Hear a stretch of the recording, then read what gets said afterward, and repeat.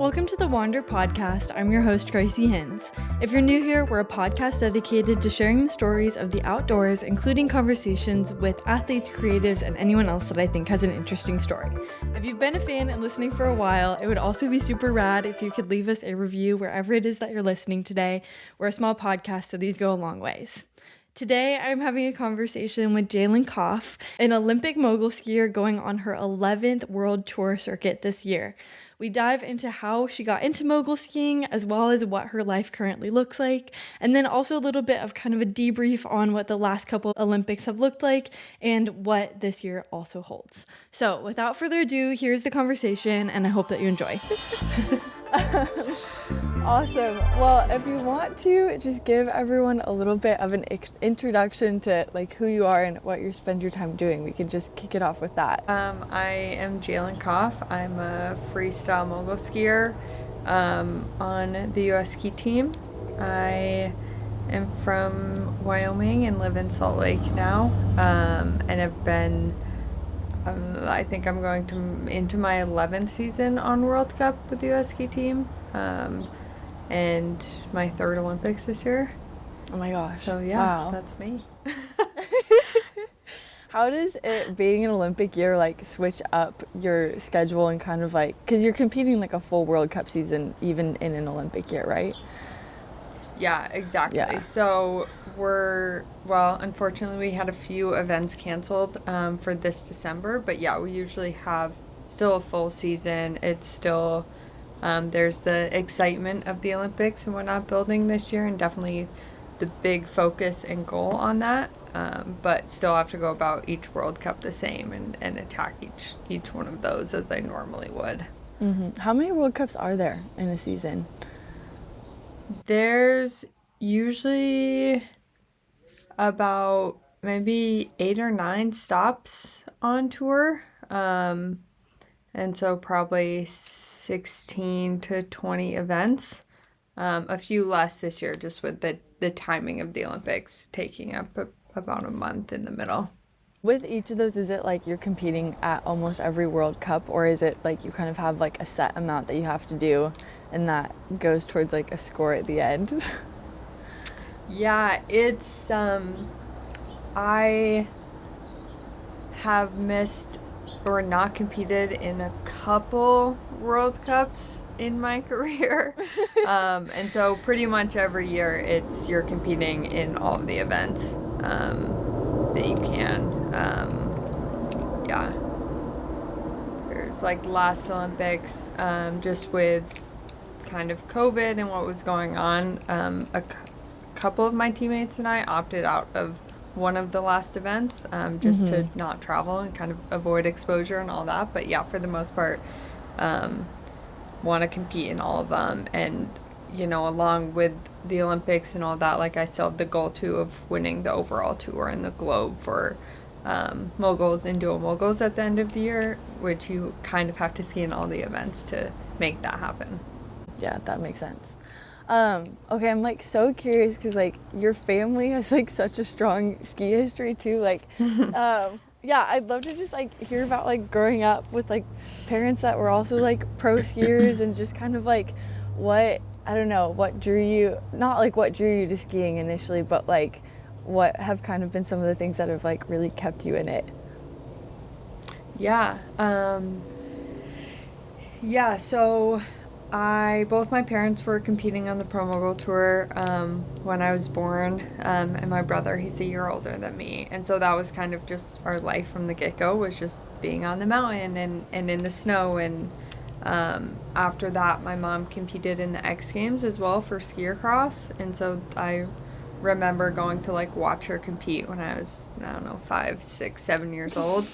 And so just skiing and competition and all of that was just always a part of our life. And definitely I feel like probably different and unique compared to a lot of other kids, just like having your parents have been professional skier, that just opens that up, and it was kind of always an option for a career path. Which I don't know if everyone always like grows up believing or seeing as like a real option as a career.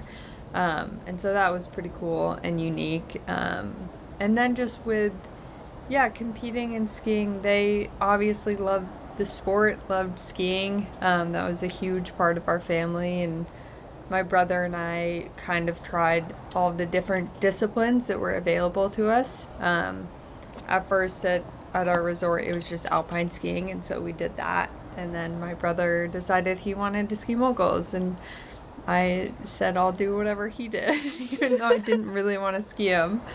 Um, and then just, yeah, kept through until my senior year of high school. Like, I tried different disciplines, and kind of ended up falling in love with mogul skiing at the end. And with my parents, it's always just been so cool that they understand it. They get what it's like to compete in the highest level in mogul skiing and in skiing. And so it's a really special thing to be able to share with them and know that they like actually get what I'm going through and all the emotions of it. Yeah, that's kind of crazy. I feel like so many people you talk to and they're just like, you know, it's like sports are kind of this own different world where it's like they don't get the sponsorship side of it. They don't get the like intense side of it. So that's crazy that it's just like, they're like, yeah, like we totally get it. Did they also both grow up in the mountains, or did they like find skiing another way? Yeah, they're both from the Northwest. They grew up in Washington and Oregon, and skiing was probably looked a little different than like my life of skiing for them. It was an important part of both their families. Like, they always skied on Christmas and, you know, family vacations or whatnot, or trips to the mountains to ski. And then they both kind of went on their own journeys, like traveling, you know, to Colorado and whatnot to ski and get more involved in skiing. That's pretty cool. Well, and then with moguls, what were some of the other disciplines too that you were playing around with, and like how did you end up just like deciding on moguls? Yeah, so I started in alpine, and that was mostly just because I think my parents really wanted us to start in alpine. It's just like a really solid ski foundation and base. And that was also the only event available at our mountain. And then we also did big mountain, and in high school I did skier cross. And moguls I kind of found was just like it combined every other aspect of skiing, because you have the jumps, you have the speed, and you have the turns. And so it was just a really, unique combination of like all of these aspects of skiing just packed into one run. And I really loved that about it. And then were you pretty much set up on the on the competitive track like immediately, like once you kind of decided that, or like what did like high like were you like when were you starting to compete on like the World Cup circuit, or like what comes before then? Yeah, so I competed in like regional events. I think my first event I was like 10 years old or 8 or something in moguls, and so competed in regional events for a long time until I skied it's called the NORAM tour, or the North American tour, so kind of the level below World Cups. Maybe my senior year in high school was the first time I competed in those, and then I took a year off from after I graduated high school. I took a year off, deferred from college, was going to ski for a year, and then obviously ended taking more years off and sticking with it. But that year I skied the NORAM tour. I went to Junior Worlds and then qualified for the U.S. team the next year. Okay, wait, what year was that again? Okay, that was 20... Wait, because that was the year deferring college. This was like the year after high school. Yeah, so I deferred. Okay. And then I kind of realized that year that I really loved skiing and I really cared about it, and like I wasn't ready to leave it. And so then I ended up just putting that completely on the back burner. And we have this event, it's called U.S. Selections. And so from that event, the top American gets World Cup starts. And so that next December of 2015, yeah, that would make sense, of 2015, I won selections and I got my first World Cup starts, and I ended up doing really well at those World Cups and getting to go on the rest of the tour with the team and qualifying for the team that year. Okay, got it. Mm-hmm. How was the decision, like, making the decision to defer college? Because I imagine, like, even if it's like, okay, I'm really excited about skiing, and, like, I know that there can potentially be success with this down the line, I still feel like it's a bit of a big hurdle to just be, like, saying no to, like, this other element of life that, like, I imagine also, like, all of your friends are, like, jumping into that side of things. Yeah, it definitely was. It was really hard. I mean, I was really excited about skiing and to kind of, like, jump into that and give it everything. But it was, I think, the friend side of things. You know, I'd always had imagined having that normal college experience, you know, living in the dorms and going to classes and all of that. And especially those years that my friends were in that and going through that, I really felt like I was missing out on something. And, you know, being on the ski team and on World Cup, all of a sudden I was traveling and training and competing 11 months of the year. Even, you know, my summers were filled with training instead of being able to go home and see my friends and hang out with them and, you know, have a bit more of that, like, normal college kid or college life that I had thought I would have. And so that was hard to go through, but I was also traveling the world. I was going to Japan and getting to ski in all these amazing places. And yeah, I'm definitely, like, pretty stoked with my choice now, but it was difficult going through it. What was the first year like? I imagine it's just, like, so much excitement of, like, what you're saying, just, like, traveling the world. And what's the kind of community side of it like, too? Is it, like, you're just traveling with the same group of people the whole year? Yeah, it's a pretty small community. You know, there's 30-ish girls on the World Cup tour, about 60 guys. And you're all traveling, going to all the competitions together. You're staying in the same hotels and same places as all these other competitors, and it's a pretty small, like, tight-knit community. You get to know everyone really well. And yeah, before that year that I made World Cup, I really knew nothing about it. I'd never watched a World Cup before. Like, I didn't know any of these athletes, and so just especially because that season and those starts kind of came out of nowhere a bit. Like, it was just, you know, really jumped in, didn't know what I was getting into. All of a sudden I'm going to, Russia and Japan and meeting all of these new people. But it's a really amazing community to be a part of. And now I've been, you know, on tour with a lot of these girls for 10 plus years now. And yeah. Oh my gosh, yeah, that's wild. Is that kind of, like, once you're in it, are you just kind of in it? Like, in my head, I'm like, 10 years is a lot. Like, is there a lot of, like, team turnaround? I imagine, like, yes and no to a certain extent. Yeah, I mean, the team has definitely changed a lot since when I first made it, and even the World Cup tour. You know, there's not a whole lot of girls who have been on it, like, the whole length that I have now.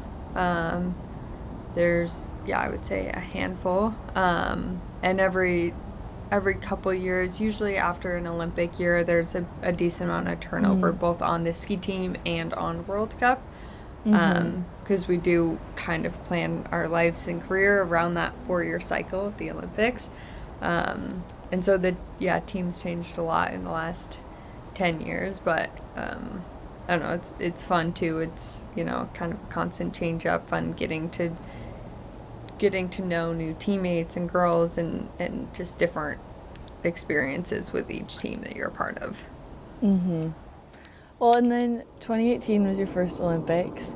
Like, I imagine at this point, like, Olympics is, like, on the radar, but, like, were you expecting to make the Olympic team? What was, like, all of the lead up and hype going into that? Yeah, I mean, pretty, like, fresh onto World Cup and the ski team at that point. I honestly hadn't given it too much thought. Like, I knew, obviously, going into it, like, it was an Olympic year, the Olympics were coming up. But I remember thinking that like at some point as a kid it was like, oh, the 2018 Olympics, like that's a goal.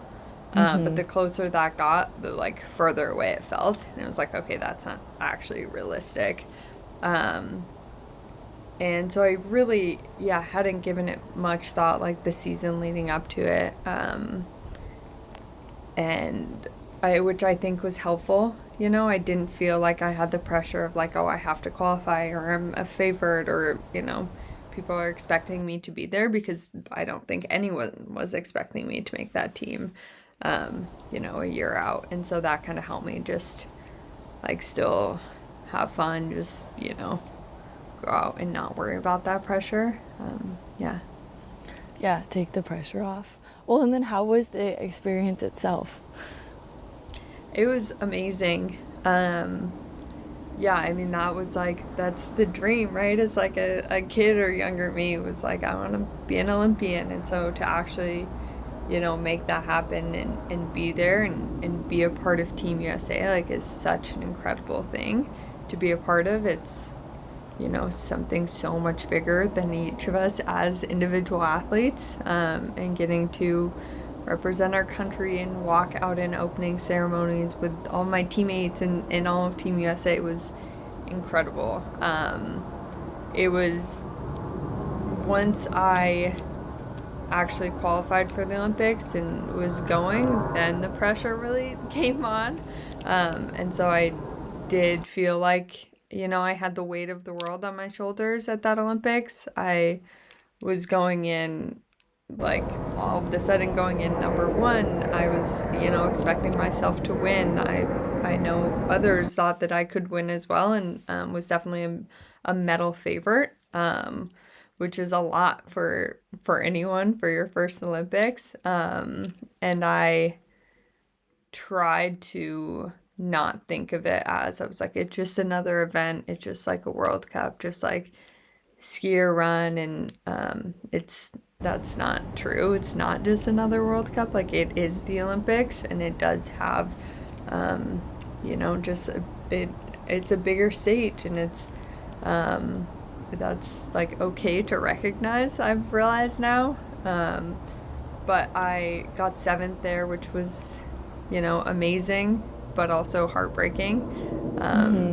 Not to get the result that I was dreaming of and hoping for there, but also, I accomplished that goal of competing at the Olympics. I got 7th at the Olympics. Like, that in itself is amazing, reflecting back on it. But yeah. Yeah. And then you go back for, well, how do you like you were saying, you kind of like focus your time, like everyone's kind of focusing their time and attention on the Olympic cycle. What exactly do you mean by that? Like, I mean, in my head, I'm like, yeah, that makes total sense. But like, when you like actually start to break that down, like after 2018, is it just like, okay, cool, like the clock is kind of like starting again, and like now I'm not thinking about this until 2022, or like how is it that you're kind of like building up for that over that 4 years? Yeah, I mean, I obviously, like, the Olympics it's the Olympics. It's the biggest stage that we get to compete on. That's the pinnacle of sports. And so much of our training and, even just looking at our career of like, oh, how long am I going to ski for? Will I go through another games? And those are kind of, talking with coaches of after the Olympic cycle ends, the next one starts. And so you kind of start of like, okay, what do we want to do this year? And then like building up to what you want your run to look like by the Olympic year, how we want to like go about competing and adding in new tricks, or pushing our skiing, or those different things. And it just is kind of built in those 4-year cycles. Okay, and then from like a technical question for you. Like, breaking down moguls for people that are listening and possibly don't know exactly like how this event like breaks down, like when you're thinking about like a run, like what are you mostly like, what are judges like scoring on, and like what are kind of like the key elements of it that like you're piecing together each time? Yeah, okay, so yeah, really just like breaking it down to the course too, so people don't understand of. So our course is broken up into 3 sections. You have the top section of moguls with a jump. You land a long section of moguls in the middle, another jump, and you land and have a short section of moguls before you cross the finish line. And so we have 2 events. We have single moguls and dual moguls. Single moguls, you just ski down the course by yourself and are judged on it. Dual moguls, it's bracket format, single elimination, like a March Madness or surfing or whatever else. You are put in a bracket, seated, head to head with another competitor, and one of you wins, one of you is out of the competition. And then you slowly move on until the big and small final for the podium. And then both singles and duals are judged pretty much the same, with the 60% of the score being turns, 20% of the score is jumps, and then 20% of the score is speed. Okay. So then with duals, is it whoever's crossing the finish line first is winning, or is that like those other percentages are still being taken into account too? Yeah, so those other percentages are still being taken into account. Usually, like in duels, if it's really close, if they both ski really good runs, the speed is kind of that tiebreaker. And I would say mostly, like for me at least, the difference when it actually comes to me competing in like singles versus duals is singles is so much about perfecting the run. You don't want any mistakes, any splits between your legs, any, drifts on your landings, anything the judges can see to dock you on. Where duals it's more just you against this other person. So, you see more mistakes happen in duals, but it's more just about beating that other person, yes, down to the finish line first, but also, trying to keep it together a bit better than there. It's definitely a higher paced, higher intensity event than singles. Do you prefer one over the other, or just having the like switch up of both? I have come to really enjoy both. For most of my career, I would say duals was always the favorite. I would say it's probably still the favorite. But it's just a little, it's less about perfecting. It just kind of, I'm also a skier that I definitely do better kind of right on the edge, like pushing my speed and going fast and kind of on that fine line, where that definitely can play in duals a bit more. And so I've just, always like enjoyed that side of it. Well, and then this is the first year that duals is in the Olympics. Is that right? Yeah, that's right. Okay, that's exciting. How do you feel about that? That's like two medal opportunities instead of just one. Yeah, it's super exciting. I mean, and like you said, it's 2 medal opportunities. That's huge. That's, double what I've had in the past with 2 Olympics. And it's super exciting to be able to be a part of the debut of that sport. I mean, we've been competing in it on World Cup for so long. And I think it's just going to be such a fun Olympic sport as well. Like, it's such a good spectator sport. I was just going to say that. That'll be like super cool to be able to just watch. Yeah, and it's so, with duals, it's so much easier to just, your average Joe watching from the TV or bottom of the course to have an idea of who won. Where singles, when you're watching, one run, then another run and another, it can, it's hard to figure out why the judges are doing what they're doing sometimes. Or duals, it's just easier, the side-by-side comparison. Yeah, that totally makes sense. It's just like, oh, yep, that person's going faster than that person. That looked better than the other person. That looked better. I don't know what they did on the jumps, but like it seemed better. So yeah. Okay, when you're thinking about the jumps too, are you doing different tricks every time, or like I imagine there's some tricks that are like higher scoring than others, maybe, possibly. Yeah, there definitely are. So each jump like has a degree of difficulty to it, and so like a straight air would be the lowest. And then on the women's side, the highest degree of difficulty jump that we see is a cork 10 or a cork 1080, like an off-axis 180 degree of rotation. And on the men's side, it's a cork 1440, I think 1440, that sounds right. And for the most part, I would say everyone competes the same jumps most runs. And so for myself, I compete a cork 7 on the top air and a back mute grab on the bottom air. And that's singles, duels for the most part. Sometimes I'll do just a back X on the bottom air, but pretty much just the same air package every time. On the guy side, you definitely see in duels, because it is a higher paced event run, the guys mostly compete just back X's or just a flip on the bottom air, opting to do like a lower degree of difficulty. But when you're skiing so fast into a jump, you kind of have to just absorb it and keep it low flying. Yeah, that makes sense. I feel like it just adds so much fun spice to it. Okay, going back to Olympics a little bit, because then you were also in the Olympics and got silver in 2022. Man, this is so fun. I'm like, there's like 3 big events to play around with too. But just like, yeah, like going from your first year in the Olympics to then second year, yeah, what was the difference? How was the stress and pressure on that? Because, like, I imagine on one side of it, it's like, okay, sick, like, I've done this once. But then it's also the flip of that of, like, oh, I've done this once. Like, now maybe I have more pressure on myself. So how was that? Yeah.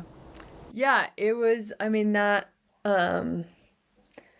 experience was overall so different. Like, there is definitely something to be said for, like, going in as like an experienced Olympian, or like, I don't know exactly how to put it, but like having had that initial like Olympic experience and shock and emotion, like I knew what to expect and how to handle that the second time around, which was really nice. It was definitely, you know, it had its ups and downs with the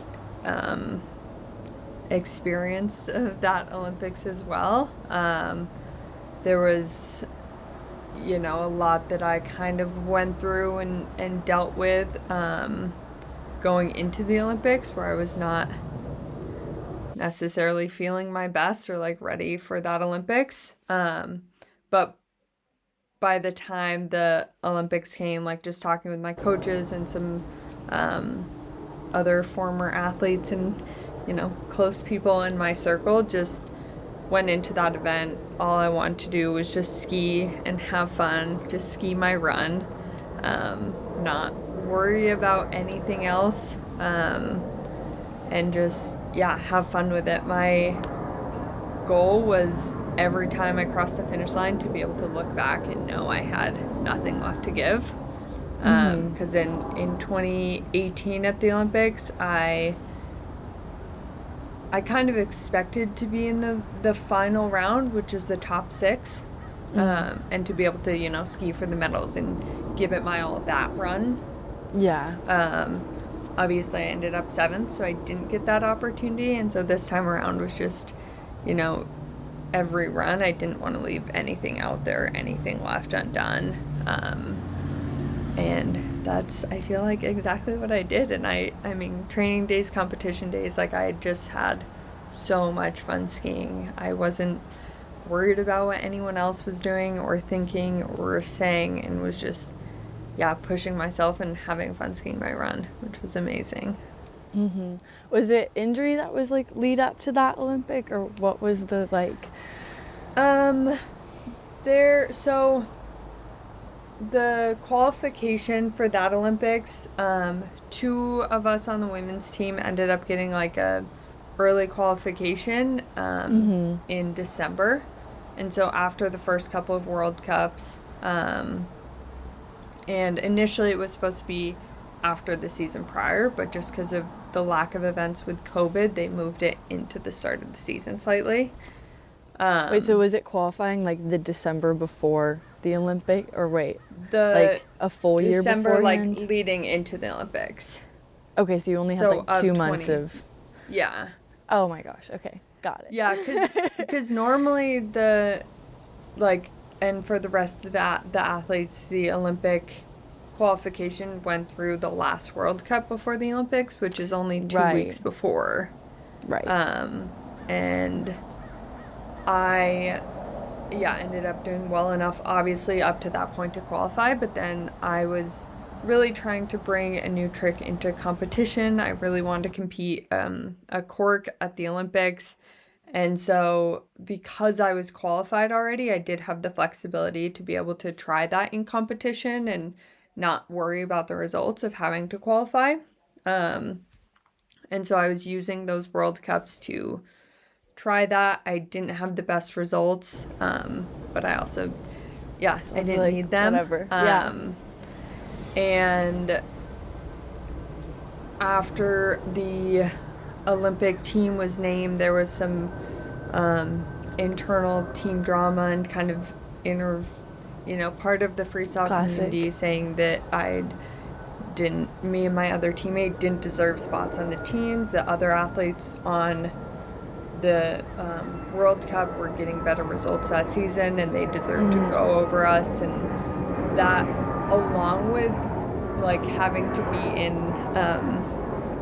with COVID, I was by myself for those couple weeks leading up to the Olympics. I was, oh my gosh, that's terrible. Just rooming by myself. I couldn't really be around other people and seeing these different posts and different things people were saying online about how we shouldn't be going, and I was trying so hard to work on this jump at our training camp leading up to it.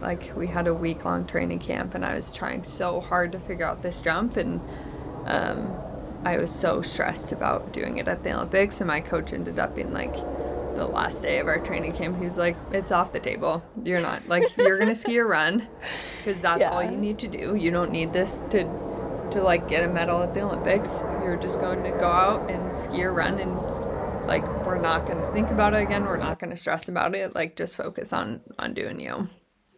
And so luckily I had an amazing coach and other people to talk to kind of, pull me out of that.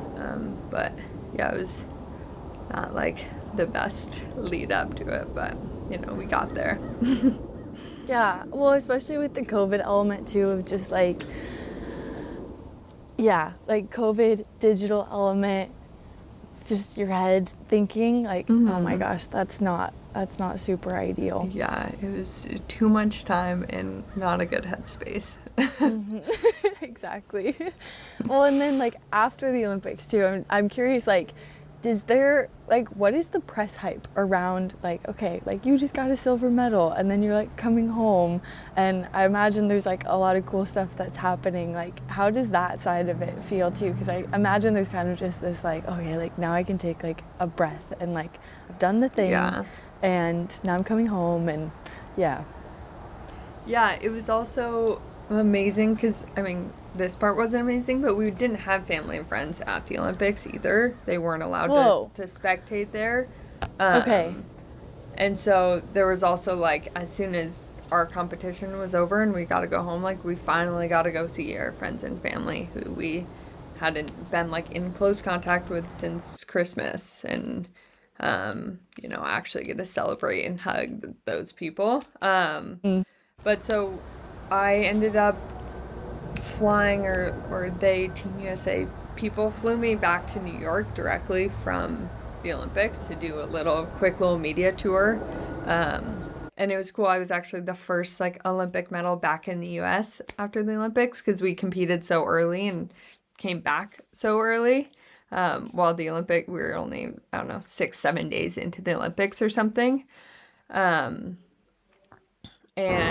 did a little media tour in New York. My mom actually, and they ended up flying her out, and she surprised me on the Today Show, Wait, that's which so was cute. really cool. And then when I flew back to Salt Lake. Like, all my friends and family were waiting there for me, and got to do the whole celebration with them, which was really special. Yeah. Well, and how did you when did you move to Salt Lake?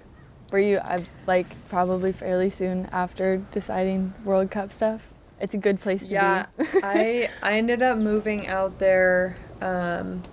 Basically, I got the call from the head coach of the U.S. ski team on the New Year's Day of 2016. And so I had the next World Cup starts in the U.S. And they were training in Park City and wanted me to come out, and my dad lived in Park City at the time, which was great, so I like packed up the next day and drove out to Park City to join them and train with them, and then ended up obviously making the team, having a good World Cup season. And so after the season was over, basically went back, packed up the rest of my stuff, and was out in Park City, Salt Lake since.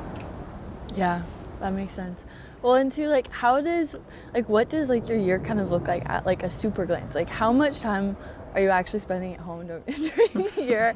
And where are some of like the main World Cup spots that like you're kind of going back to every year? Like, you're in Finland right now. I imagine that's a kind of like yearly thing. I'd also love to hear about Finland. Like, when I hear Finland, I just think like reindeers.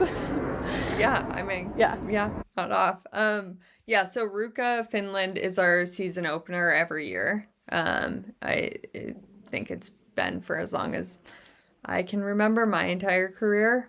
So we always start the season here and come over. The opener is like the first weekend in December generally, and we come over early November for a couple weeks of training prior. I don't get a whole lot of time at home. Our World Cup season runs like December through the end of March. Okay, yeah. And then for the most part, we go to a lot of the same stops. Like, we usually compete in Sweden. We have an event in Canada every year. We compete at Deer Valley in the U.S. every year.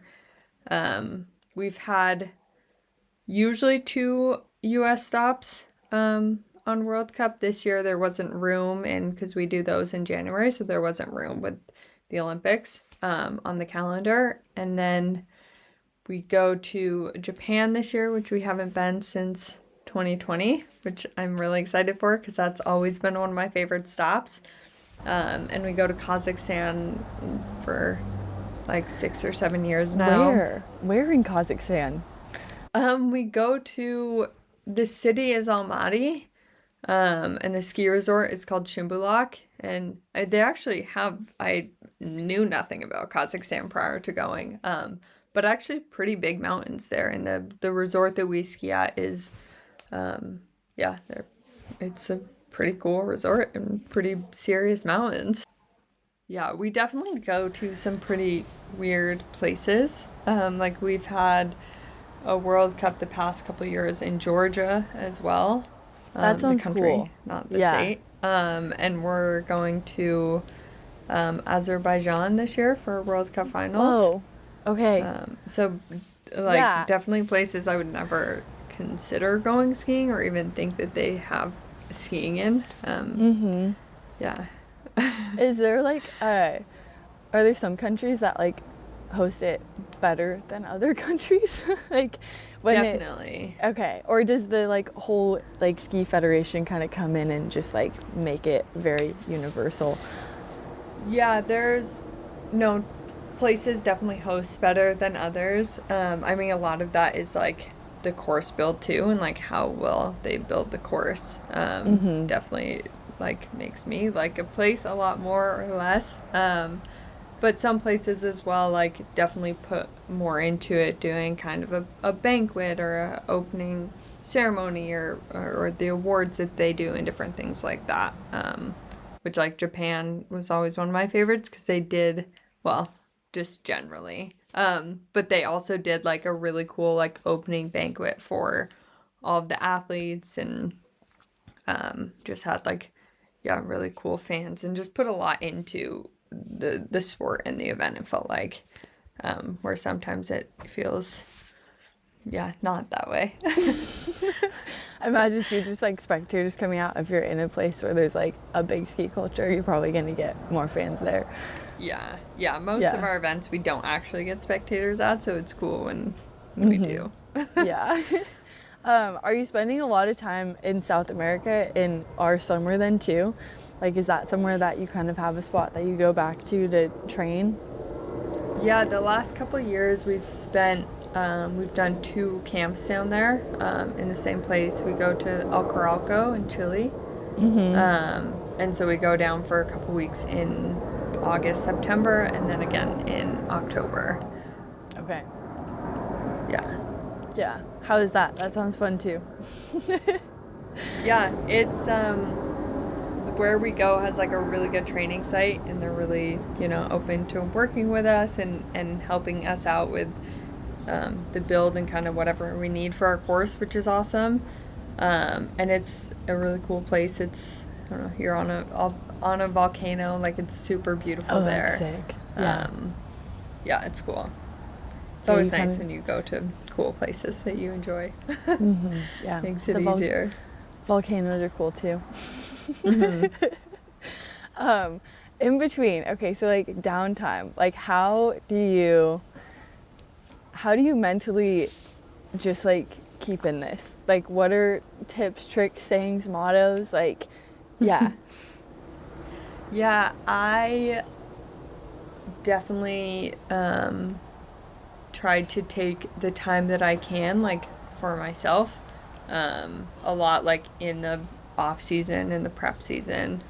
That's where I've always personally, like, struggled with just the burnout in the sport, because, the season ends at the end of March, but usually we have a training camp starting up in May, and so we have April off, but then, training, traveling the rest of the season.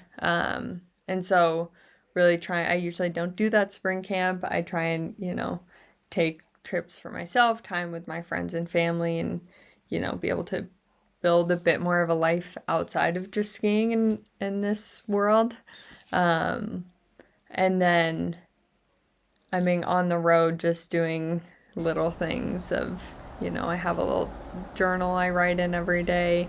I knit a lot, just reading. I'm still in school currently, so just those little things to just kind of get the mind away from and off of skiing and into something else, I think is really helpful. What are you studying right now? I'm studying environmental and sustainable studies. Ooh, that's fun. And I'm in my final 2 classes, so. Oh, when do they finish?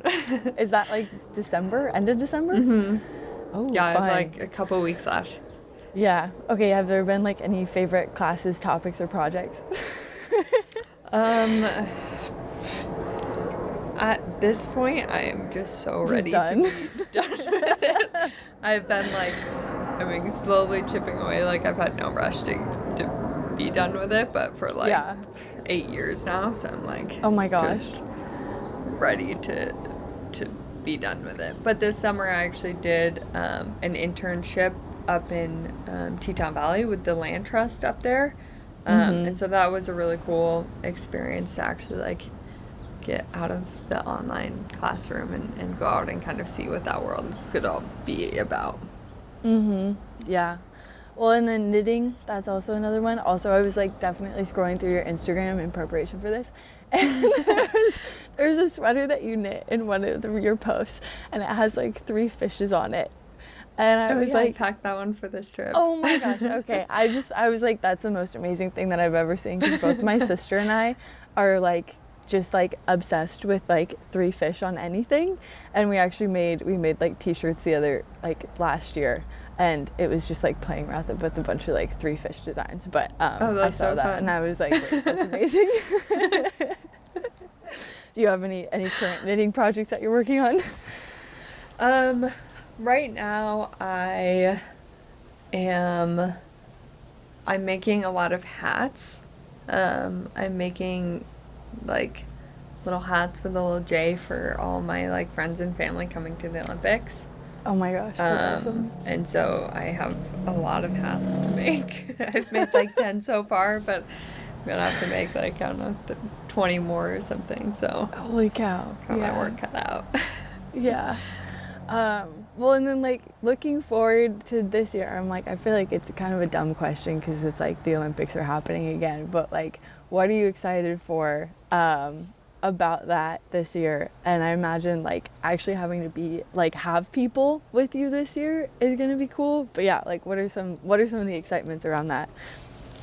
Yeah, I mean,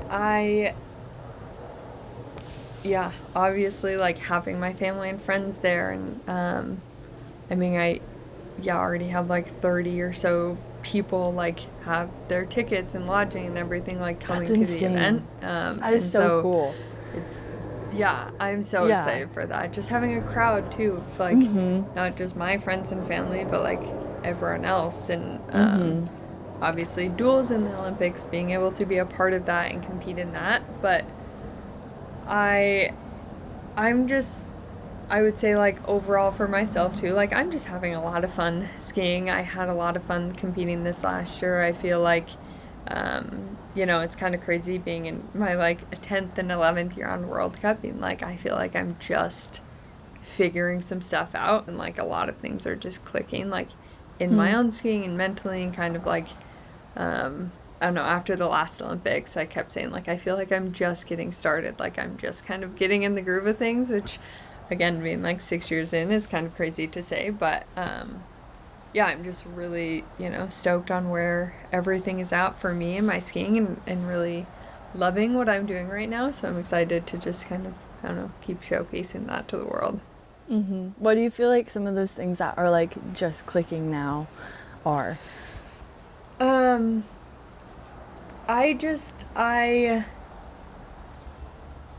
feel like why I'm doing it, and like, I don't know, kind of my headspace out there is like feeling really consistent, and like my motto since after the 2018 Olympics has been deliver the love, and that's kind of what I've been trying to focus on and do out there since then, and every run. And I feel like this last season, like I really did that. I really felt like I was just skiing for myself every run, and just really trying to let that like show through, and do it for those reasons, I guess. And there's obviously like the thinking about the Olympics, there's some Olympic pressure and whatnot, but like I'm just feeling really excited and really good where everything is at there. Thanks so much for tuning in today. If you want to stay up to date on all things Wander, we are Wander Studios on Instagram, and you can also check out our website for more full in-depth interviews that you can read if you get to the end of these podcasts and you're like, wow, I really wish that I could just read this and send it to family members or friends. So anyways, I hope that everybody has a lovely rest of their week, and I hope that you enjoyed this conversation.